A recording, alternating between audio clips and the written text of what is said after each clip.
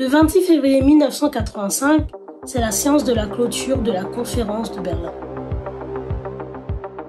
12 pays européens, l'Empire ottoman et les États-Unis signent l'acte final qui fixe des règles d'entente concernant la colonisation de l'Afrique. Celles-ci sont les suivantes. Liberté du commerce et de navigation dans le bassin du Congo, liberté de navigation pour le bassin du Niger, engagement dans la lutte de la traite de l'esclavage et définition de règles pour les occupations futures sur les côtes du continent africain. Cette conférence a été aussi l'occasion pour le roi des Belges Léopold II d'obtenir à titre personnel ce qui fut nommé l'État indépendant du Congo. Si vous souhaitez en savoir plus sur cet événement majeur, son contexte, ses enjeux et ses conclusions, je vous invite à visualiser la présentation de Axe Culture Générale qui interviendra dans cette vidéo. Le lien s'affiche en haut à droite et figure dans la description. Les choses étant dites, il est temps de nous pencher sur les conséquences désastreuses et criminelles de la conférence de Berlin.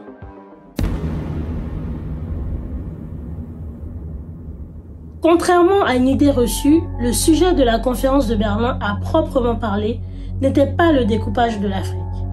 Ces tracés eurent lieu avant, pendant et après. Cependant, ce rassemblement diplomatique accéléra considérablement le processus de partage des terres qui fut nommé par les Britanniques Scramble for Africa, entendez ruer vers l'Afrique, ou encore course au clocher par les Français. En quelques années, la plupart des frontières sont définies par les Européens, malgré les nombreuses résistances des peuples colonisés. Les résistants se sont opposés vaillamment contre l'oppresseur occidental durant toute la période de la colonisation. Parmi les principales résistances, on peut citer les Zoulous en Afrique du Sud, l'Empire de Sokoto au Nigeria, les Ashanti en Gold Coast, Samori Touré en Guinée, l'Adjor en Sénégambie ou encore l'insurrection mahdiste au Soudan. Et ce ne sont que quelques exemples. Entre Européens, excepté la Seconde Guerre des Bourses, il n'y eut pas de guerre ouverte sur le territoire africain. Néanmoins, les tensions et crises diplomatiques furent inévitables.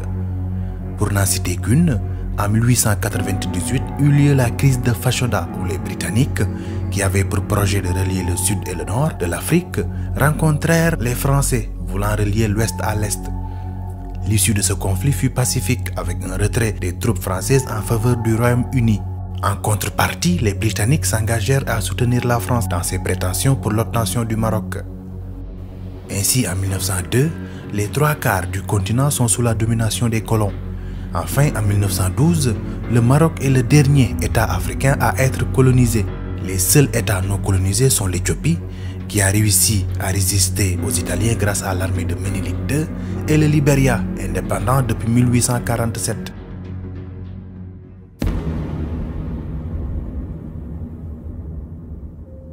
Les frontières mises en place progressivement par les Occidentaux furent tracées sans tenir compte la plupart du temps des peuples vivant sur ces terres. Seul l'intérêt commercial et la volonté de puissance importaient aux yeux des Européens. La frontière à l'européenne n'était pas celle pratiquée par les peuples africains. En effet, il s'agissait plutôt de zones vierges dans lesquelles étaient pratiqués des échanges entre peuples. Ainsi, cette division des terres méprisait souvent les réalités identitaires, linguistiques, religieuses et politiques des sociétés africaines précoloniales. Pour citer un exemple, l'ancien royaume du Congo fut découpé entre l'Angola, la RDC, le Congo-Brazzaville et le Gabon. Les délimitations étaient décidées en fonction du premier qui plantait son drapeau, et même parfois avant qu'il le soit. Ainsi, en coulisses de la conférence de Berlin, le roi des Belges, Léopold II, s'est octroyé le Katanga d'un coup de crayon en compensation d'une exigence française dans le Bas-Congo. Si elle suivait parfois des éléments naturels comme les reliefs ou les cours d'eau, ces tracés furent effectués à la règle de façon arbitraire dans 42% des cas. Britanniques et Français établirent 60% des frontières. Parmi les découpages les plus farfelus, on peut citer la Gambie qui n'est pas loin de couper le Sénégal en deux.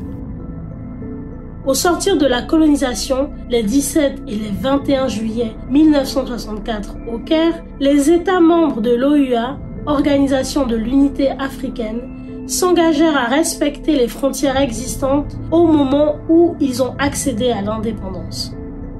L'objectif était d'éviter les conflits liés à des désaccords frontaliers, de permettre une stabilité des territoires et ainsi favoriser le développement économique.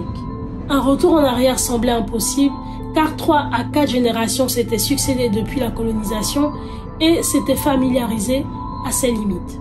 Il leur fallut donc s'approprier les frontières qui leur avaient été imposées à la fin du siècle précédent.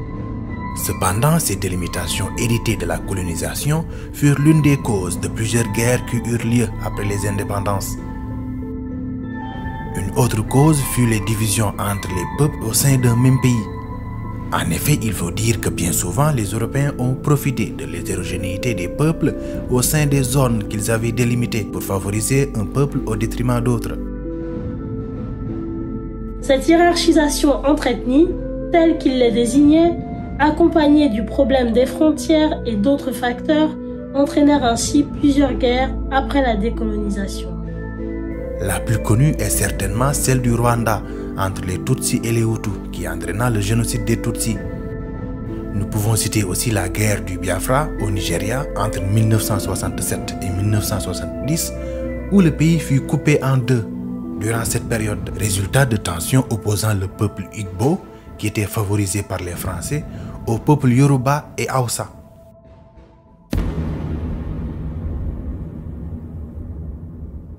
Derrière le vernis de la mission civilisatrice et de la fin de l'esclavage, mis en avant dans les articles 6 et 9 de l'acte final de la conférence de Berlin, se cachaient en réalité des intérêts économiques et une volonté de puissance qui étaient les principaux moteurs. En effet, pas de ruée vers les terres africaines sans quête de richesse et de prestige pour les Occidentaux. Pour se rendre compte de cela, il est intéressant de lire un extrait d'un manuel de géographie de cours moyen en 1902. Plus tard, au XVIIe siècle, le désir de faire une France plus grande et celui de faire bénéficier nos frères lointains des bienfaits de la civilisation les poussèrent à coloniser. Peu de peuples ont montré un pareil désintéressement. Ces conquêtes ont eu une très grande utilité pour notre patrie au point de vue économique. Les colonies achètent à la métropole ses produits manufacturés et lui fournissent les matières premières, sucre de canne, riz, coton, laine, caoutchouc, ivoire.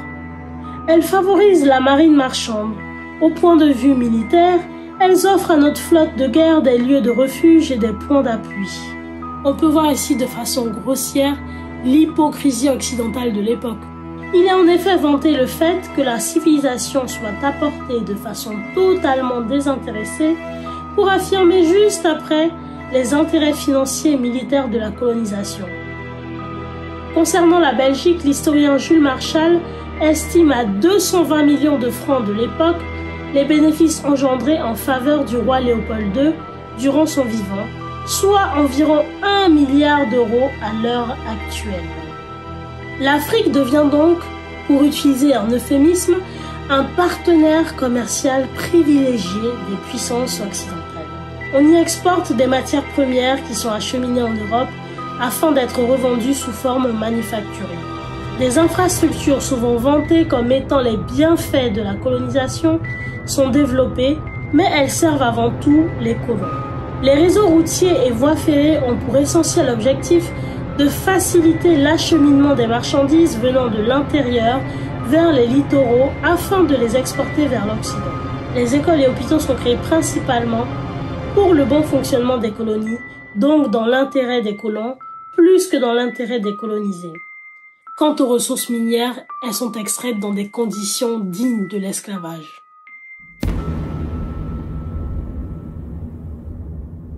Mettre fin à l'esclavage pour imposer le travail forcé. Derrière les beaux mots prononcés à Berlin entre 1884 et 1885, voilà la réalité qui fut appliquée par l'ensemble des colonisateurs. Tuvalu Uenu, militant dahoméen au début du XXe siècle, disait à ce propos « Après l'esclavage qui fait de l'Africain un article d'exportation, on passe à un régime où ce dernier est soumis à un esclavage à domicile. » Pour illustrer cela, penchons-nous sur l'œuvre coloniale du roi Léopold II de Belgique, qui entretenait une image de philanthrope et d'humaniste. En 1876, ce dernier affirmait sa volonté d'ouvrir à la civilisation la seule partie du globe où elle n'avait pas encore pénétré, afin de percer les ténèbres qui enveloppaient des populations entières et de lutter contre la traite des esclaves. Devenu en 1885, lors de la conférence de Berlin, seul maître de l'État indépendant du Congo, territoire 80 fois plus grand que le pays dont il était souverain, il confisqua rapidement les terres aux populations locales pour les céder à des sociétés privées spécialisées notamment dans l'exploitation du caoutchouc et de l'ivoire. Les Congolais furent ainsi soumis au travail forcé. S'en est suivi ce qu'on appelle aujourd'hui le temps des exterminations. Des villages brûlés, leurs habitants massacrés, des exécutions sommaires en série. Voici le sort qui attendait les personnes qui osaient s'opposer au système colonial de Léopold II. On coupait les mains et les oreilles des personnes jugées trop lentes au travail. Le but étant de soumettre les populations à un régime de terreur afin de leur imposer des cadences de production insoutenables pour soutirer un maximum de richesses. À la fin du 19e et au début du 20e siècle, la gestion génocidaire du roi Léopold II est révélée dans les journaux occidentaux. Le rapport le plus marquant était celui de Roger Casement qui affirma « J'ai vu assez de choses dans cette brève période du sort de ce peuple et je suis honteux de ma propre couleur de peau, là où le fait d'être blanc signifie égoïsme et oppression impitoyable. » Les chiffres avancés par certains spécialistes affirment qu'il y a eu plus de 10 millions de morts à cette époque au Congo belge, ce qui situe le civilisateur Léopold II à une place de choix entre Staline et Hitler. L'exemple du Congo belge étant fait, il faut dire que l'Allemagne aussi s'illustra dans l'horreur. Ainsi, en Namibie, fut mis en place le génocide des Herero et des Namas, qui refusaient l'augmentation des impôts et le travail forcé. Les chiffres font état de l'extermination de 80% des Herero, soit 65 000 personnes, et de la moitié des Namas, 20 000 personnes. En Afrique orientale, en actuelle Tanzanie, la guerre des Maji-Maji, qui s'était révoltée pour les mêmes raisons, fit plus de 180 000 morts.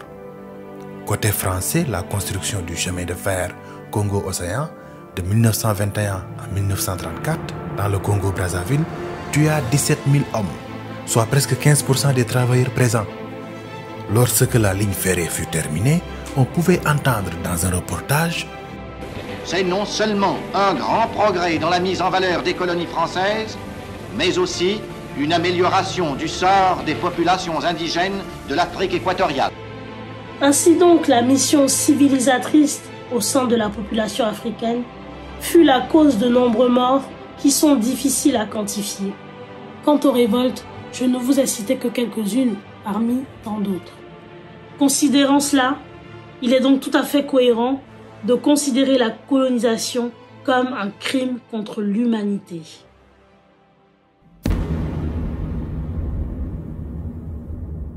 L'Afrique avait-elle réellement besoin d'être civilisée? Les Africains étaient-ils des sauvages, des âmes perdues? La réponse est bien évidemment non.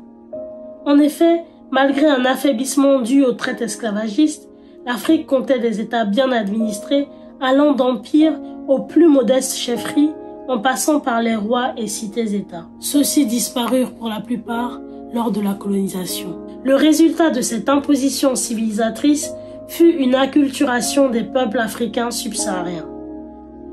Sur le plan politique, nos États sont maintenant calqués sur le modèle occidental. Nombreux sont d'ailleurs les dirigeants qui furent placés à la tête de nos pays par la volonté des anciennes puissances coloniales. Malgré les pseudo-indépendances de nos États, des accords économiques et politiques obligent nos dirigeants à rendre des comptes et demander la permission pour certaines décisions importantes. Ce qui réduit le rôle de nos chefs d'État africains à des gouverneurs et non des présidents. Ceux qui ont essayé de s'opposer à ce système ont été soit écartés, sabotés ou tout simplement assassinés comme Lumumba, Thomas Sankara, Laurent Gbagbo, pour ne citer qu'eux. Ce phénomène a un nom, l'ingérence occidentale. Le sujet est toujours d'ailleurs d'actualité quand on voit ce qui se passe actuellement au Mali. Sur le plan linguistique, nos langues nationales sont bien souvent l'anglais, le français ou encore le portugais, au détriment du Haoussa, du Lingala, du Umumbu et bien d'autres. Sur le plan culturel, nous avons des références occidentales. On peut illustrer cela avec la réticence que l'on peut avoir à donner des noms africains, préférant des prénoms occidentaux ou des noms qui sont des mots en français. Quant au plan spirituel, nos pratiques ancestrales sont bien souvent dénigrées, voire associées abusivement à de la sorcellerie. Concernant les matières premières, elles sont toujours en grande partie exportées pour revenir sous forme manufacturée. Ajoutez à cela, la monnaie de certains pays africains est issue directement de l'ancienne monnaie coloniale et nous oblige toujours à rester sous la coupe occidentale, ce qui amoindrit notre compétitivité et nous empêche d'avoir notre indépendance financière. Enfin, la dette africaine est un héritage de la colonisation qui est l'une des plus grandes mascarades et non-sens de l'histoire, car c'est à l'envahisseur de rendre des comptes et de réparer, et non l'inverse, si je ne m'abuse. Le modèle civilisationnel occidental est progressivement remis en cause, ne serait-ce que par l'état du monde actuel qui montre clairement ses limites. À terme, on constate d'importantes et dramatiques accentuations de la pauvreté et de grandes disparités entre classes sociales. Autre conséquence désastreuse, la technologie et le progrès ont engendré par exemple le réchauffement climatique qui constitue les défis et dangers de demain. Ma vidéo se termine ici. Dans cet exposé des conséquences de la conférence de Berlin, j'ai voulu vous montrer que la colonisation n'a eu aucun effet positif. Je dis bien aucun. Donc j'espère vous avoir convaincu. À titre de comparaison, dirions-nous que l'occupation de la France par l'Allemagne entre 1940 et 1944 a eu des effets bénéfiques? Je vous laisse méditer là-dessus. Ma liste des conséquences est non exhaustive, donc je vous laisse en rajouter d'autres dans les commentaires, parce que je sais qu'il y en a beaucoup d'autres. Je vous demanderai aussi de rester courtois, s'il vous plaît, malgré la sensibilité du sujet. Cette vidéo a été faite en partenariat avec Axe Culture Générale, que je remercie bien entendu, et le lien de la première partie de la vidéo est en description. Il est temps pour moi de vous dire au revoir. N'oubliez pas de liker, de commenter, de partager, de vous abonner à ma chaîne et vraiment d'en parler autour de vous parce qu'il y a encore aujourd'hui plusieurs personnes qui pensent que la colonisation a eu des effets positifs. En tout cas, je vous remercie pour votre attention et je vous dis à bientôt.